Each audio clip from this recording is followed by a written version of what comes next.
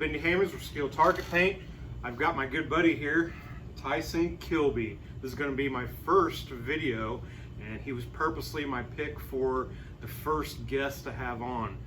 He's been one of my trainers. He's currently one of my lieutenants, and his style of training is second to none. So we're going to hear a lot from him. Tyson, tell us who you are. Well, thanks, Ben. It's my pleasure to be here, and I'm actually extremely honored to be the first one here. When I saw your, the couple videos you did introing this, I was super excited about it. But like Ben said, my name is Tyson Kilby. I have been with the Johnson County Sheriff's Office for over 20 years, and I'm currently a lieutenant. I've worked several divisions there: patrol, detention, our training unit. I'm back in detention now. Not only am I with the Sheriff's Office, I also do competitive shooting, and I own a company called Top Firearms Instruction, where I teach concealed carry, defensive classes, things like that. And then I'm also in the mat room, as you know, many times a week, teaching jiu-jitsu and training and stuff like that. So I'm busy, but I do the things that I love, including shooting and martial arts. So once again, I'm happy to be here, man. How close do you live? Where are you at? I'm here. I'm local. I've been here. I actually live in Spring Hill. Oh, there you go. There you go. Yep. So people are going to see you out on the range. Yeah, you'll see me if you're in Mill Creek or anywhere around. I go to indoor ranges all around. You'll see me at the range, or I teach at different academies, martial arts academies around. So one of the things that I wanted to start doing, and one of the reasons why I brought Tyson on, and I have a feeling he'll be a regular, and others like him, is I wanted to start having discussions about everything shooting and self-defense type mechanisms. One of the things that I'd like to see change is the way that we discuss, whether it be shooting, self-defense, or anything like that. And I have to say, again, one of the reasons why I have Tyson here is because he is one of the ones that I count responsible for the way that I think. So Tyson, explain to me what a way means. Yeah, I mean, and I certainly won't take credit for it, but as we've spoken in the past before, there was a moment in my career, there was a great period of my career where I was in our full-time training unit, where I was with local guys like Larry Drake and Justin Morris, where we did a lot of training, and one of the overriding themes or mantras of our training was that we are not teaching the number one way, the way that is the golden bullet, the best way to do things. What we're teaching is a way. We're teaching a way that works well for us, and we're going to show you what it is and why we do it, and we're not going to say there's not other ways, and we're not going to say that the way we're saying is even the very best in every circumstance. So that is that's the snapshot of what a way means, and I've applied that not just to shooting, but to basically hand-to-hand jiu-jitsu, all martial arts that I do, is that this is a way. Because I feel like, and I know you know this because we've talked about it before, that if you get locked into this is the only way, well then you push out a lot of other good options or possibilities. And when you get locked into this is the way, and you zig when you should have zagged, that could be catastrophe. So if you work in that kind of order of operation, that you're doing a way and you're perfecting that, I think things are a lot better for you. So I've used that training mindset for over 10 years now. So one of the things that we were discussing right before we started the video was you made a very good point about what happens exactly when somebody says this is the best way. What's the first thing that happens? It's exactly right. So unfortunately, there are some egos, as you know, as we all know, that'll say this is the way. I'm going to show you guys the best way to do it. Well, the way the human mind works is, what are we doing immediately? We're looking for holes in that plan. We're saying, well, wait, what if somebody did this? Then that wouldn't work, or you could defeat it. And they're always right, because I believe that there is no one perfect way to do things, because if there was, then we would all have that, we'd do it, and then that'd be the end, that'd be the happily ever after, we're done. But we know that's not reality. So you almost, in this attempt to find this perfect way, it's counterintuitive, but you almost go against what you're trying to do, and then you find ways to other people show, well, it wouldn't work in this scenario, and then where are you at? And that's where the fighting and well, I'm not going to talk to you, and this and that some of that comes from that. I absolutely agree, and that's part, again, where I'm trying to go, is that I think one of the reasons why people like to say this is the best way or this is the only way is because that's where they feel secure. Yes. And I also think that the less practiced you are, the more apt you might be to say that. And it could be as simple as I watched a YouTube video that said I should load and charge a gun this way, and maybe you've only done that once or twice, but as soon as somebody starts talking about another way, your security is very shallow in your practice effort. So then you become very argumentative rather than open mind to, because yours is working, you might want to add something else. You're right, and I just couple that with it's a false sense of security, and it's almost the lazy way out. You know, it really is. So the next step to what I think the solution to that is. So what's the solution? Everybody wants to say, hey, this is what I do, this is the best way. And your best trainers, you guys are going to find, don't do that. So we want to answer the question, why are you doing what you do? So you and I both attribute the same person to that. Absolutely. Who did we learn that from? That's Larry Drake, and hopefully Larry's he's gonna watch this because I'm gonna tell him. But right. But yeah, Larry was one of the most magnificent trainers. I mean, we've all learned a lot from Larry, and I've given him credit many times, and I will continue to, as I know you will, because a lot of us are where we are in large part to Larry. But he was one of the first ones that told me, a lot of people will be trained in something and they'll be very good and even dynamic about mouthing the words. But what you really want is to get to that level of knowing the why. Because once you know the why behind any type of firearms type of manipulation or technique or tactic or what have you, same thing with martial arts. Once you know the why, that opens up a whole realm of possibilities, and it's a deeper level of understanding. Right. So you're right, the why is so important. And would you agree from a training aspect that when you train people, they will respond better if they understand why behind what you're trying to show them rather than just dictating you will do this? There's no question in my mind. Look, there are some students that will just teach me, I'll do what I tell you to do, and they'll learn it, for sure. But most students, most humans are inquisitive. They're curious. They're always asking, what if, this and that. But if you can satisfy the why, and then truly get that light bulb moment of they understand the why, then you've created not just a follower, but more of a student that can think for themselves and continue on. And even possibly, many of my students have bettered some of the techniques that I've showed them. Yep. The student becoming the teacher. Yep. And the only thing that I'll add to that as well, and I hope you agree, is that most people fashion themselves as being very smart, and I think most people are. And that is what they need to be catered to. They need to be catered to that intelligent side of themselves, and that's where Larry Drake really drives things home, is because he'll ask you, why are you doing this? He'll never come up to you and say, stop doing that, you're doing this wrong. He'll come up to you and say, why are you doing what you're doing? And one of the other people that I actually have to give a lot of credit to lately is that Kyle Myers guy that made the recent video on the appendix video. The guy is patient. He knows what he knows, but I've been kind of pushing at him because I knew I could get it out of him, is the why. Why are we doing what we're doing? And he put up an amazing video on one of the things we're going to talk about. I believe yesterday. It was good. Yeah. So what we're going to start to get into first, I think, is some self-defense stuff. Great. So what is self-defense? What's the best definition you can give for self-defense? Man, I don't know. I actually wasn't prepared for that, although this is the stuff I talk about all the time. I mean, there's a couple facets, I think. Number one is mindset. Yes. To me, self-defense is a mindset. Obviously, that the mindset is that you're worth defending, and for me, it's layered. It's multifaceted. Self-defense isn't just handguns. It's not just martial arts. I mean, self-defense, aside from handguns and martial arts and mindset, is also defensive driving.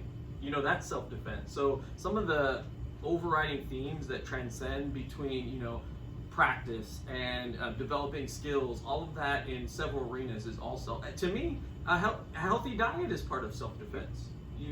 So for me, self-defense is layered and multifaceted, and in a way it's kind of personal too. Right. For me, I always try to come up with, and I know you do too, I try to come up with, like what Einstein said, the fewest words means the smartest person. So I always try to look at it from that. To me, self-defense really comes down to, if I could bring it down to two words, It's awareness and adaptability. Yeah, I like that. And again, that's why I brought up Kyle Myers, because one of our discussions early on that didn't go the direction I wanted it to and kind of unleashed my thinking for this really had to do with when he made a video about a rifle versus a pistol, saying that a pistol is your primary and a rifle is your secondary, which blew a lot of people's minds because a lot of people are ingrained to think the opposite. However, the point that he was actually making is what's primary is what is available to you at that moment. So to me, self-defense, that's exactly what it is. It's awareness of what's going on around you, and do you need to defend or do you need to get away? And then being able to adapt to whatever that is. And something else we're going to talk about, and you just wrote a great column on that we're going to get to hopefully at the end of the video, is that lack of hesitancy. Yes. And awareness narrows that hesitancy. Yeah, 100%. Okay, so let's start getting into some of the self-defense stuff. We're going to start out with, let's start out with something easy. Let's go with the empty hand. Empty hand. You have no gun, no knife. Yes. What would you recommend? You know, for me, I've been doing martial arts since I was 5 years old. I started with a Japanese striking art, and I love it. And now, lately, anybody who knows me or follows me knows that I'm a jiu-jitsu guy, Gracie Jiu-Jitsu. I'm friends with members of the Gracie family, and for me, while jiu-jitsu isn't applicable in every situation, it's a very appealing art to me for a couple of reasons. It's you don't have to be the biggest, strongest, most athletic person in the room, and it's very scalable. I can defeat a lot of opponents simply by controlling them or disengaging, making myself safe without causing a lot of damage to them. So for me, in terms of a specific art, it's Gracie Jiu-Jitsu, but you know, I find great value in Taekwondo and Kempo. I have very good friends in many different arts, and I think, honestly, that's more personal to me. If you choose a martial art and you're dedicated to stick with it, I think you are ahead of most people in the world. And I completely, for my friends or my students that come and train firearms with me, I always recommend different martial arts, and anyone that they stick with, to me, is a win. I could not agree more. I started doing martial arts about the same time. I was probably about 9. Gotcha. And I did it right up until my adult career, where I decided to start taking on weight that I'm now starting to take off. Yeah, you are too. One of the things that I came up with thinking, again, trying to make it simplistic, is no matter what you're doing, whether it be, like you said, Taekwondo, Jiu-Jitsu, whatever it is, I was also a big wrestler. When you do those things, you learn how to interact with an aggressive human body. You learn to almost predict or have experienced how someone's going to be aggressive towards you and how they're going to try to manipulate you. Yep.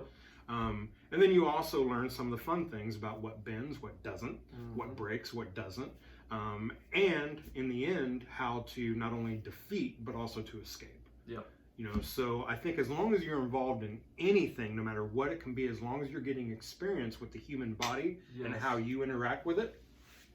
Well, yeah, absolutely right. And I don't know, you know, one of my kind of idols growing up, and a guy that I would read a lot of his philosophies, is Bruce Lee. He really had that philosophy. So if you're thinking about martial arts or new to martial arts, kind of reading his philosophies, I think will answer a lot of questions for people. Yep. So that's going to segue us right into weaponry gear. Got it. So when we start talking about self-defense, it's awareness and adaptability. So if we're a smaller person, or if we're just in some other type of disadvantage, or we don't even want to be on an equal standing with an aggressor. Oh, yeah. So many times the first thing that we're going to want to go to is a firearm. And by carrying that firearm, we're going to want something that is going to be able to be carried all the time. Obviously, as Kyle said, you're not going to be able to put this in your pants. You're going to have to get with something else. So what's it going to be?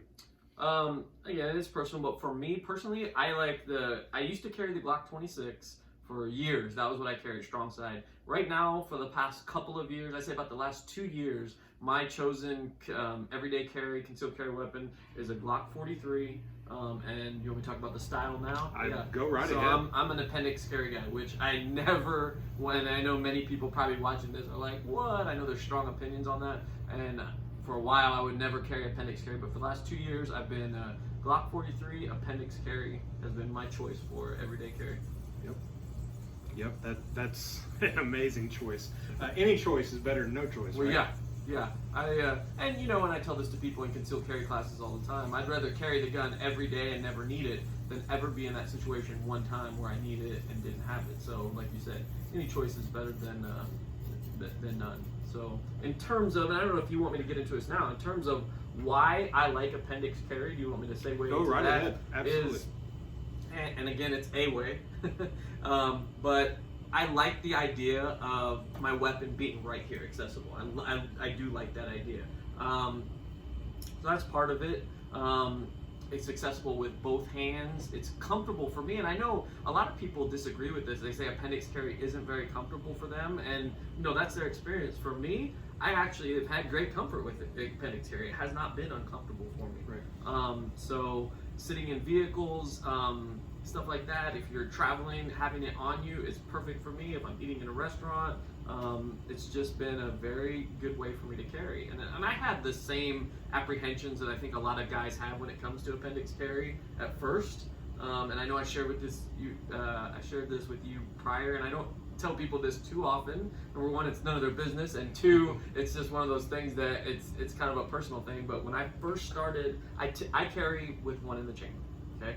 But when the first few weeks of transitioning from strong side carry to appendix carry, I went about 3 weeks where I went no round in the chamber just to make that transition. Yep. And I bet you're not alone. I bet you're not alone in that.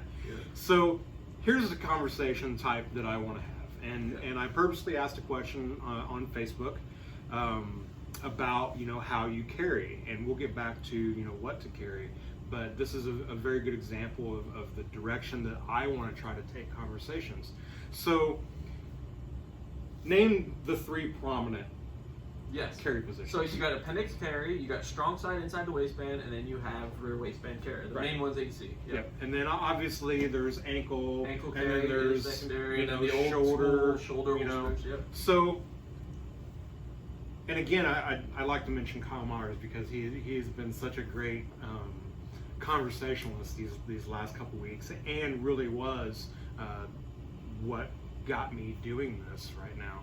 So I asked him, well, what are the disadvantages? And I was almost a little bit disappointed that he, in writing, he didn't get into them, but in his video, he really did. Yeah, he did. And then in conversation with some of the other people that answered my questions, people were shooting disadvantages at each other, and that's usually what happens is, well, I like white. Well, what's wrong with white is this. Well, I like black. Well, what's wrong with black is this. Yeah.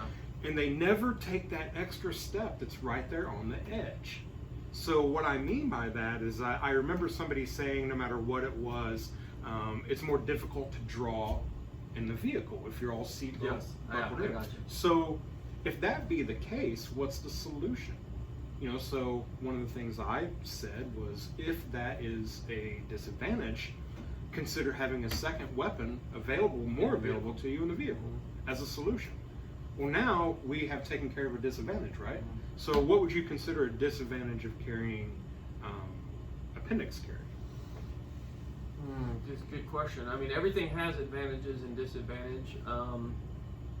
Well, let's get the elephant in the room out first. The one that nobody likes to talk about. It's where it's pointed. The femoral artery. The largest artery in the entire body. Right.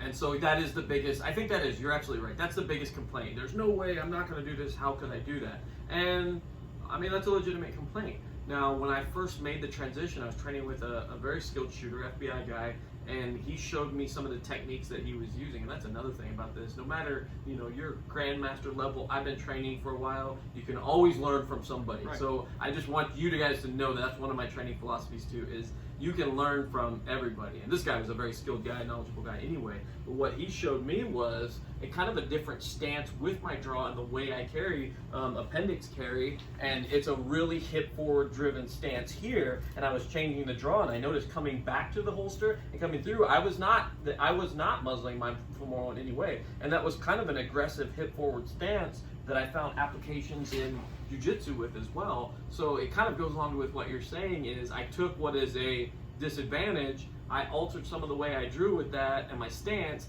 and I was able to kind of mitigate that disadvantage. You see what I'm saying? Good. So what would you say are the largest advantages? well, and this is the video that you were talking about. I thought I couldn't agree more. His best point to me was it's very easy to come to the center, keep the arms in under stress, and go to the center. Also, if one hand is out of the fight or you're fighting, it's more easy to grab with either hand the appendix carry than to me any other position.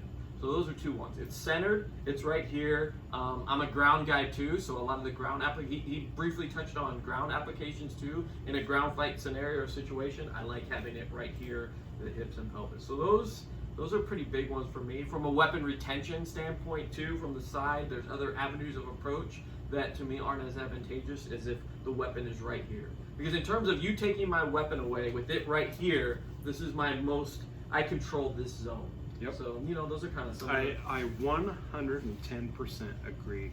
And a lot of times when I challenge people on their idea or do the Larry Drake ask why, and a lot of people think of him this way, is that, he's trying to break you down or something like that. But actually, I just want to... And to be fair, Larry can be cruel sometimes. He may be just breaking down for fun. Yeah. But a lot of times I'm challenging just to further the discussion. Yeah. So let's talk about this with appendix carry. Appendix carry might be, it's definitely a way. Yep. And it might be the tactically best way when you consider what you have to deal with for adaptability. Sure. But it's probably not for a brand new shooter. That's a good point. There are definitely factors that you have to put into it, and it certainly takes a lot of training. Right. So that's one of the things that we should consider is if you're a brand new shooter and not yet practiced with your gun, maybe that's a level that you're not ready for yet because of the enduring safety issue. Yeah. So let's say an expert shooter is going to be better with that type of technique and far less likely to shoot into that femoral artery or anywhere in that area and be able to handle the gun better versus a newer person. Yep. I only want to touch on one more thing on the ambidextrous carry. Okay, so and this isn't a negative, but it's a question. It's a concern. If you're going to fight for your gun, meaning somebody goes for your gun, where is it most likely going to happen? Where is it most likely going to happen? Well, let me put it to you this way. I'll just say it this way. Would you agree that it's most likely going to happen as you try to bring it out? I haven't seen the stats on that. Let's put it this way. I would say that is absolutely one, if not the most, that is one of the key times. I mean, just from use of force videos I've seen and stuff like that, if you're going for a weapon and introducing it into the fight in close quarters, I would have to call that one of the peak times.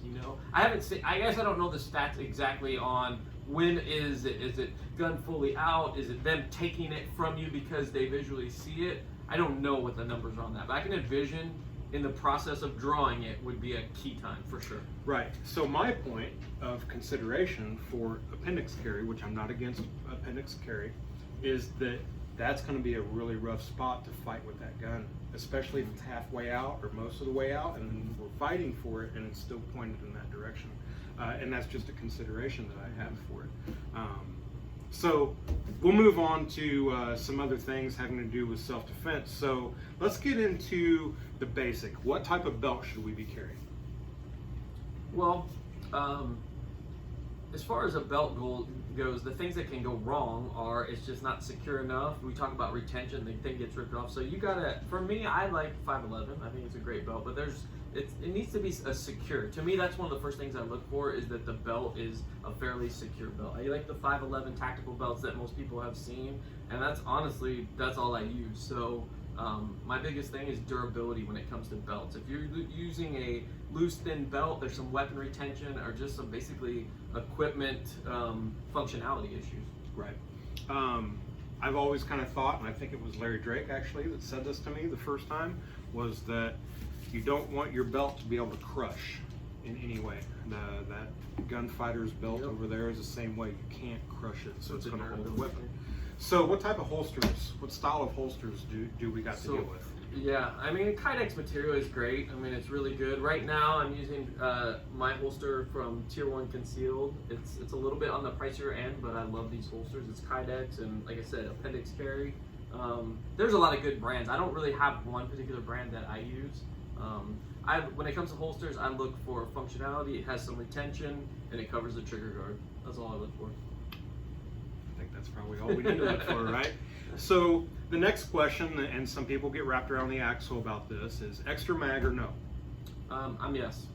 Now, luckily, the holster I have here, it has a spot for the extra mag right there on it. So this is a no-brainer. I used to not have a holster that had a spot for extra mag, so I would just always carry one in the back pocket. You know, it wasn't, to me, it was worth having, and a magazine is, you know, this big, so it wasn't that much of an inconvenience for me. It's not like it took up too much room. So to me, what it could be worth and how difficult it was to do, the cost benefit, you know, the risk reward for me is like, yeah, carry an extra magazine. Are there that many gunfights that require reloads? No. But if you need an extra mag, I've never seen someone say, you know, oh, I've got plenty of ammo, I'm good to go on ammo. But I've seen people say, I wish I had more ammo, you know? Yep. And then there's one other thing to consider as well, is we don't always reload because we need more ammo, do we? Oh, absolutely. Yeah, I mean, you got a lull in the action and you just want to top it off because it's still unstable, but, you know, you're not actually being shot at, then obviously, and that is definitely the tactical world, but tactical reloads, you can't really do it without a mag. So. Malfunctions. Mm-hmm. Yeah, it could be the magazine's fault. That's right. So a lot of times when you have a malfunction, especially under stress, it might just be better to go ahead and go. Or you might drop it. Yeah, and that's exactly right. Yep. You know, so all these things we're staying within that realm of A-way. Yep. And evaluating what these things mean to you. If you can look out and try to think about what type of circumstance is going to require self-defense. You know, if I'm going to Walmart, I'm in the parking lot, or if I'm in my car, if I'm walking my dog. Active shooter. I mean, whatever. Yeah. Active shooter. You know, if you think you're going to run in and be the hero. That's a conversation that I'm hoping to bring Larry Drake in for. Yeah. Well, and I mean, not even. Yeah, that is. That's a. We better not go down that hole because that's a in-depth conversation. So whatever you think, you know, that you need to adapt to, that's what you should be considering. That's how you should set up your gear, right? Absolutely. So, real quick, just because we've brought up Kyle Myers, and I really do like that guy. I do want to get into the rifle. We didn't discuss this, but just a brief rifle, self-defense. Where does it play?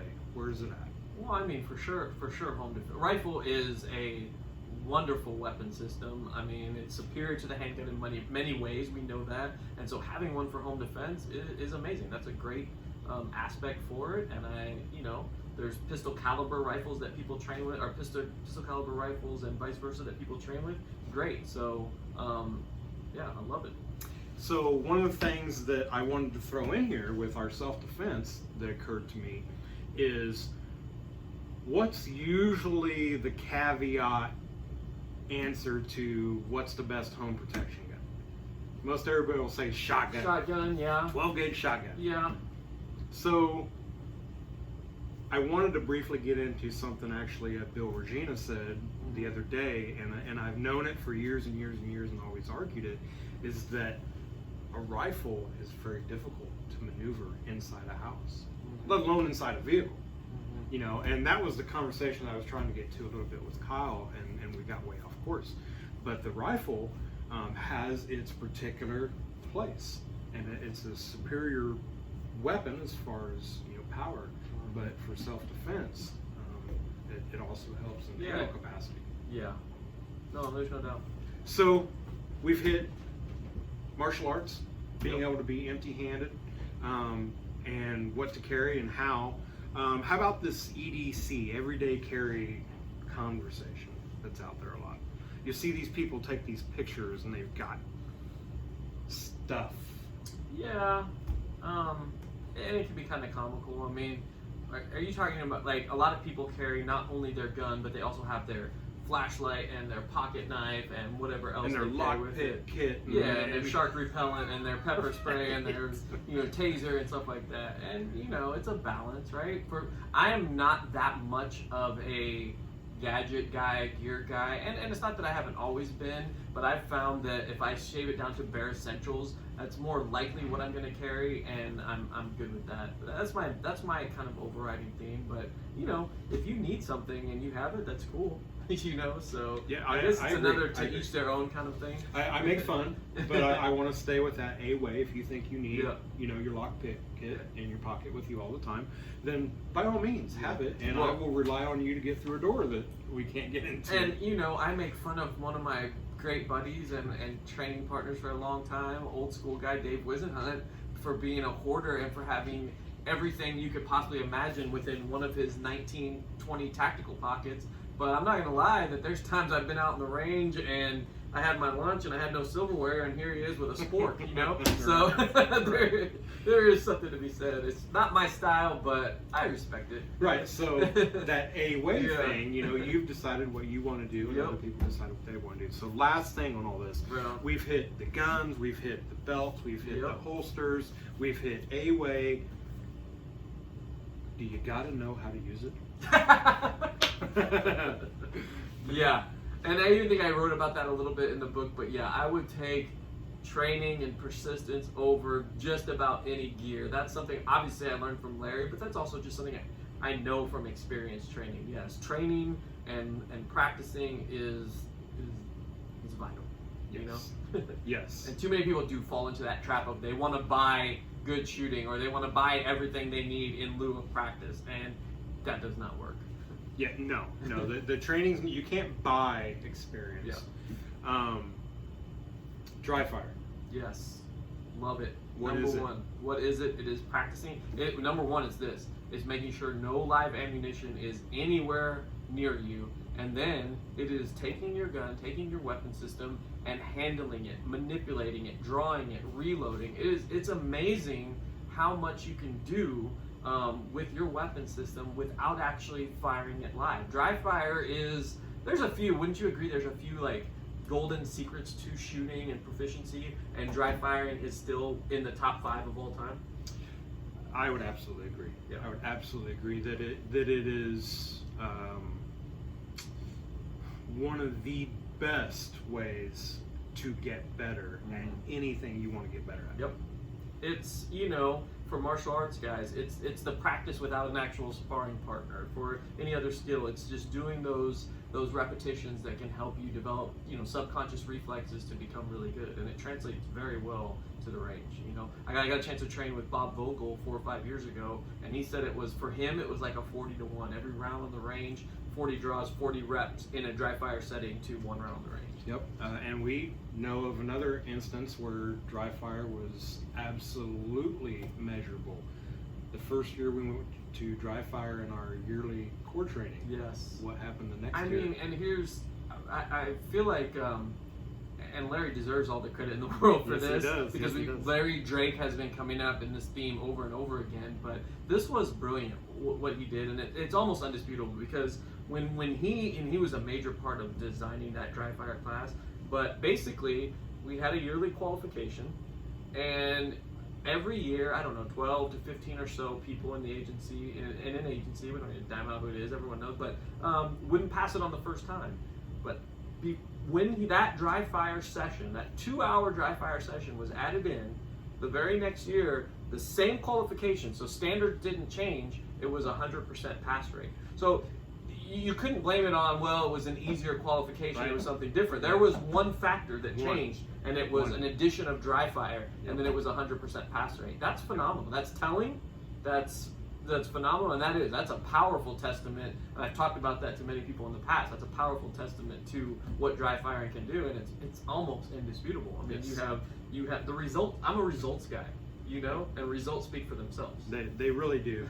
So dry fire, the best that we can put that together is all of these things that you're going to need to adapt to if you actually have to use that weapon in the form of self-defense. Yep. You're going to need to have some comfortability with that weapon, and the easiest and cheapest, especially right now, way to get comfortable with that gun is to find a quiet spot in your home, point in a safe direction, no ammo in the room, and even if you just do draws. There's going to be a video that I'll put out on how I dry fire draws. Nice. It's going to be very close to a Haley system, where you're doing 10 draws in 10 seconds and working down like a pyramid, but getting comfortable with that gun. And my wife will tell you, one of the things that I do, and I haven't told everybody this either, last time was with my new CZ. If there is a gun that I'm going to be new with, and especially if it's a self-defense gun, I will have that thing unloaded and I will carry that thing with me everywhere in the house. I mean, it's just in my hand for hours.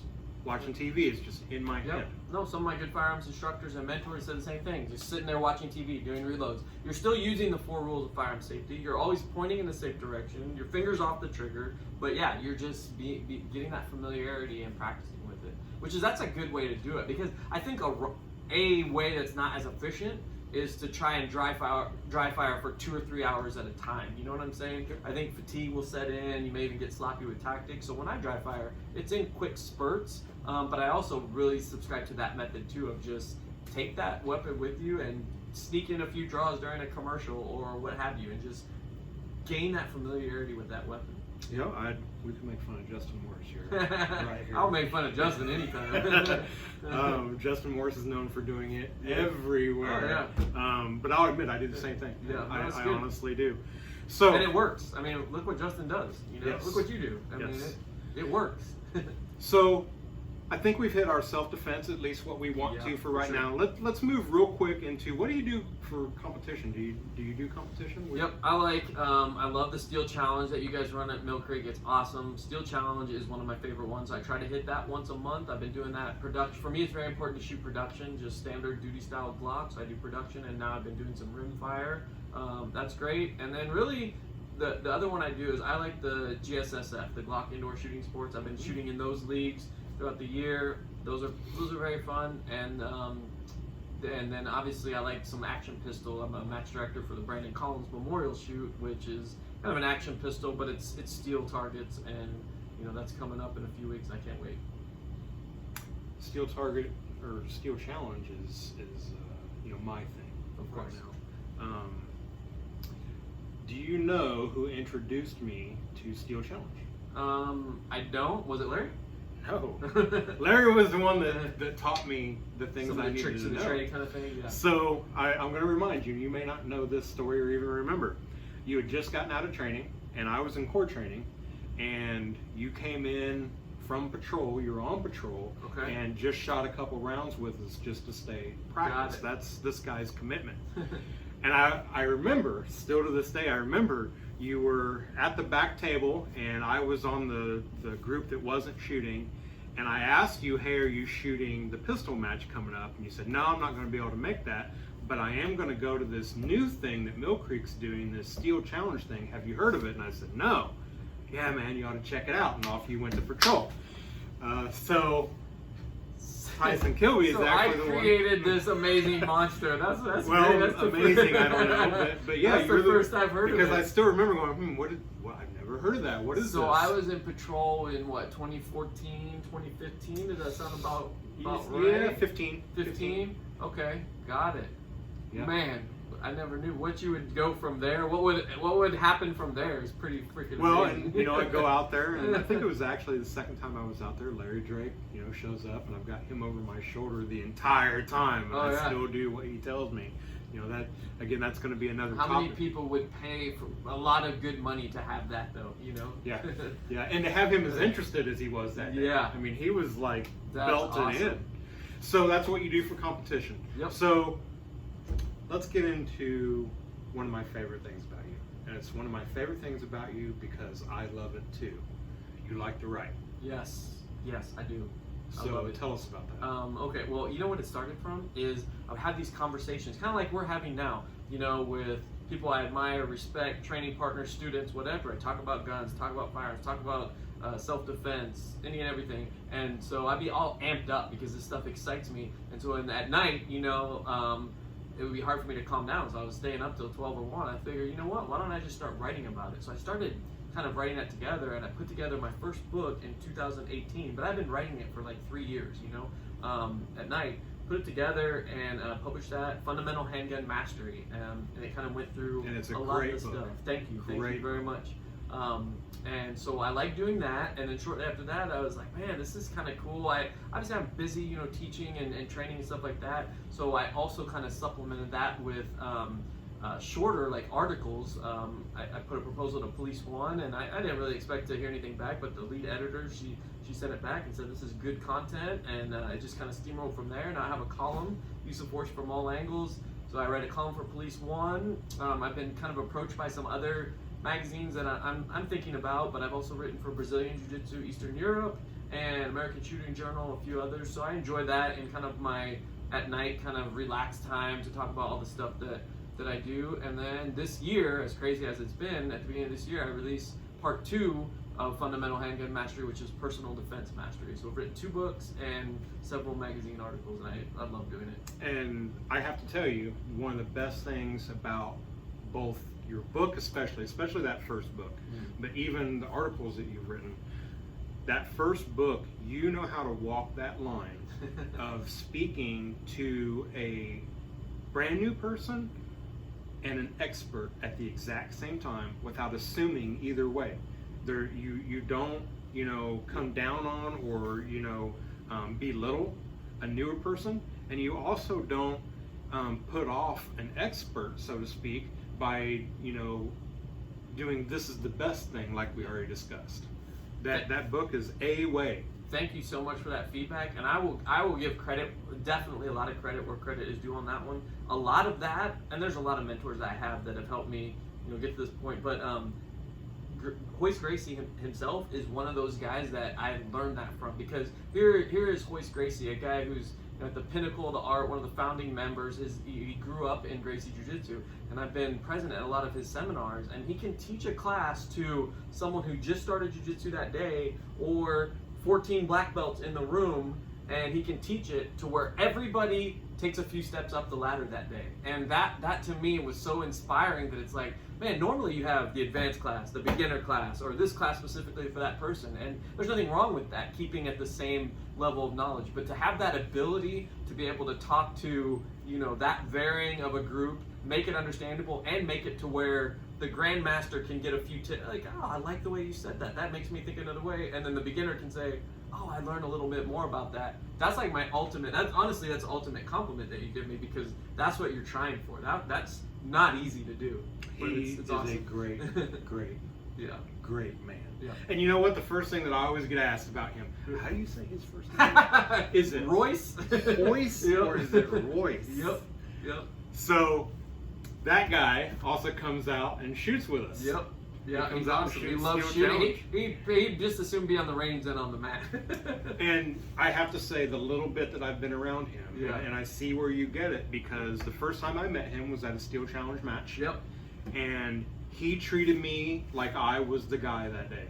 Yeah. And I was the one that was, like, oh my God, I couldn't get over, this person is standing in the gravel next to me. Well, he certainly respects firearm skill and stuff like that, and he knew that what you'd accomplish, but at the same time, he is the type of person that truly embodies treat the janitor the way you treat the same way you treat the CEO. Yes. That Hoist is that embodied, and he doesn't have to be that nice to be. He's an established legend, but and again, he does very much. He likes to get information from skilled shooters, so there's that too. So you've got a break off of the jiu-jitsu as well.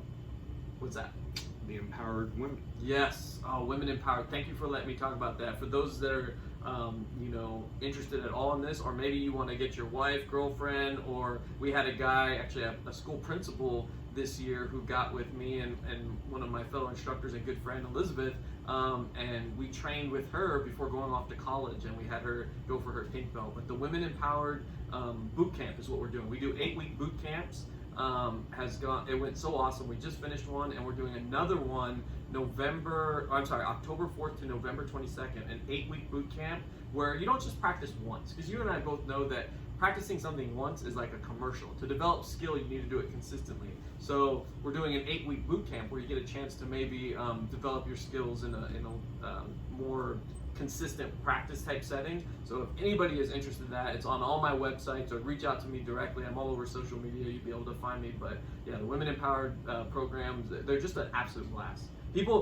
People told us it couldn't be done. There's no market for women to do jiu-jitsu. They're not going to stick with it. They're not going to enjoy it. It's just a bunch of guys in pajamas. And nothing could be further than the truth. The Women Empowered program, designed by Henner Gracie and Eve Gracie in Torrance, California, is just awesome. It's jiu-jitsu for women, and it's really cool. And Elizabeth, I can't say enough good things about her, and I know you work with her for a period of time, and you know her, but the way she teaches it, it's so much better having her teach it, because there's only, me and you could teach women self-defense, and they'd be like, I don't think I can. Well, but we could do it. We could effectively do it, but there would still that be, well, these guys are bigger, these knuckleheads think we're going to do this, but to have Elizabeth there, who's one of them, same size or smaller, and say, hey, look at these techniques and do them so proficiently, and for her to admit, look, I'm not athletic. I've never done even any sports, but I practice, and this is where I've come. It's such a powerful thing, and so I think that program is just going to get bigger and bigger, as well it should. And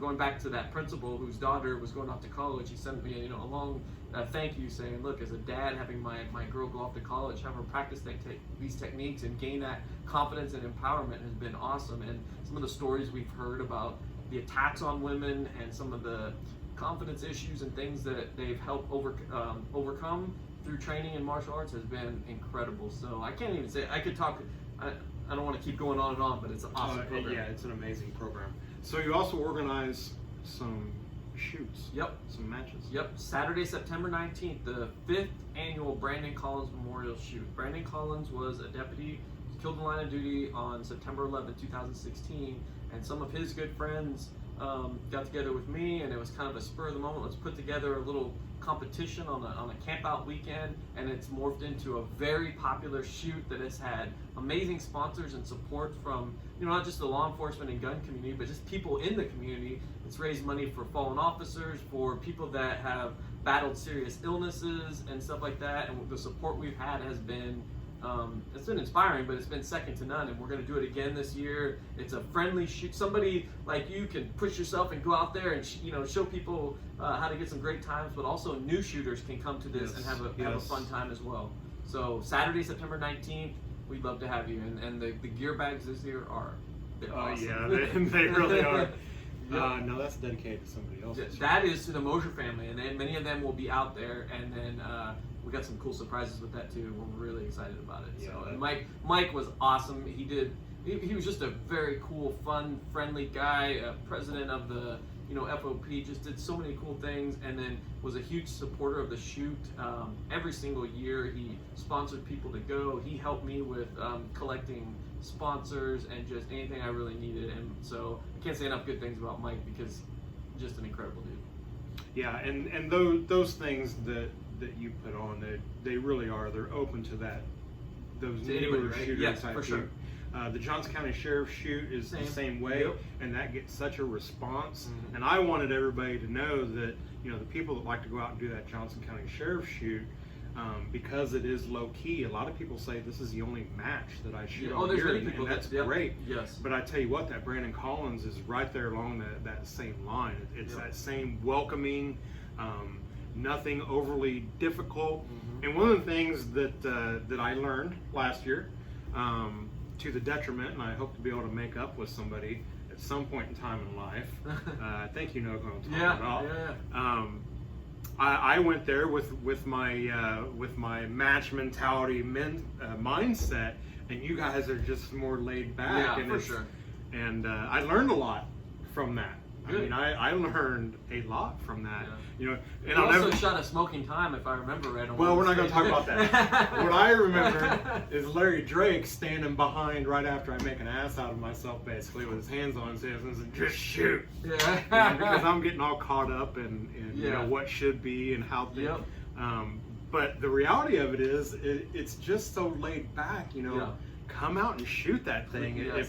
If you want to get into competition or you just want to shoot your gun, come out and shoot Yes. that thing because it is so fun and so laid back. By the way, we have a rimfire division for 16 and under this year too.